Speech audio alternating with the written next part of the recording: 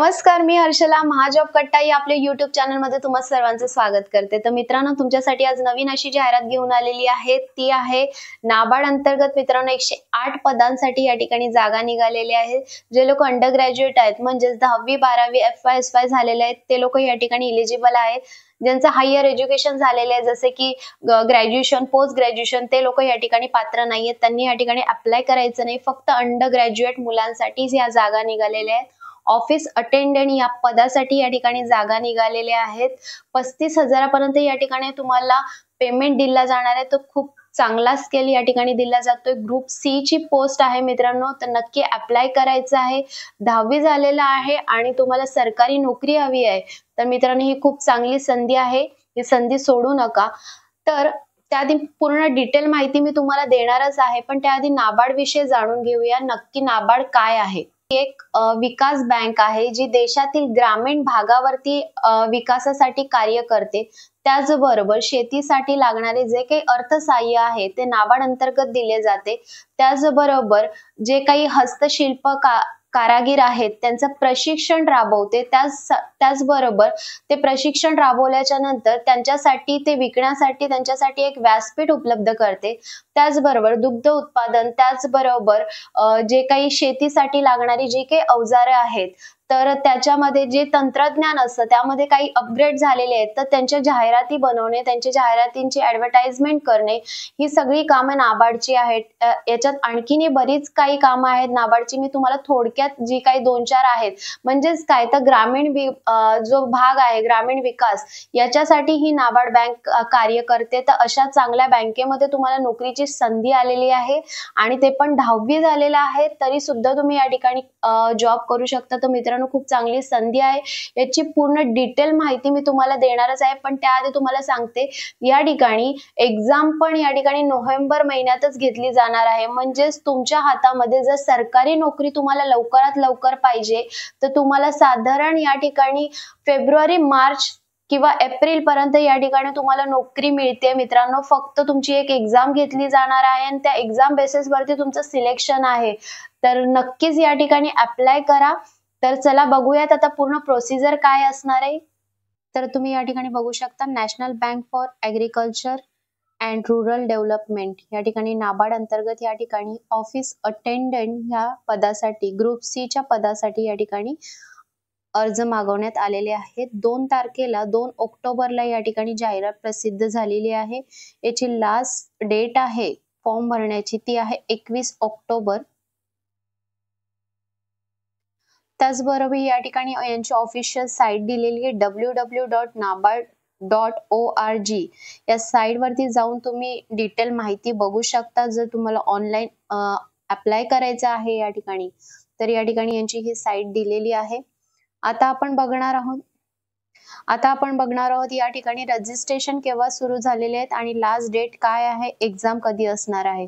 Online application registration and payment of online fees या ठिकाणी दिलेले आहेत। 2 ऑक्टोबर 2024 ला या ठिकाणी फॉर्म सुरू झालेले आहेत, ते 21 ऑक्टोबर पर्यंत या ठिकाणी तुम्ही फॉर्म भरू शकता। त्याचबरोबर लगेचच या ठिकाणी ऑनलाईन एक्झामिनेशन घेतली जाणार आहे, या ठिकाणी एक्झाम घेतली जाणार आहे। 21 नोव्हेंबर 2024 या ठिकाणी डेट सुद्धा डिक्लेअर झालेली आहे।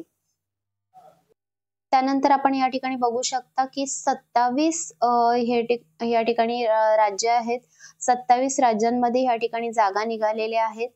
तर या ठिकाणी आता आपल्याला बघायचंय महाराष्ट्रामध्ये या ठिकाणी हेड ऑफिस आहे याचं।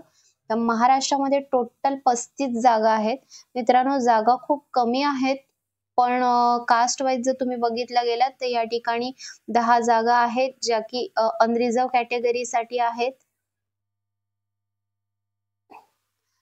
त्याचबरोबर या ठिकाणी तुम्ही बघू शकता की महाराष्ट्रासाठी 35 जागा आहेत। या ठिकाणी 10 जागा आहेत ज्या अनरिझर्व कॅटेगरीसाठी आहेत। ST साठी या ठिकाणी 8 जागा आहेत, OBC साठी 14 जागा आहेत आणि EWS साठी 3 जागा या ठिकाणी। अशा टोटल या ठिकाणी 35 जागा आहेत महाराष्ट्रासाठी। बाकीच्या राज्यांसाठी अशा वेगवेगळ्या आहेत।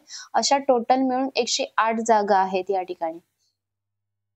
त्यानंतर या ठिकाणी बघू शकता या बॅकलॉग वॅकन्सी आहेत। ते ह्या सुद्धा आता भरल्या जातील, बॅकलॉग वॅकन्सी आहेत.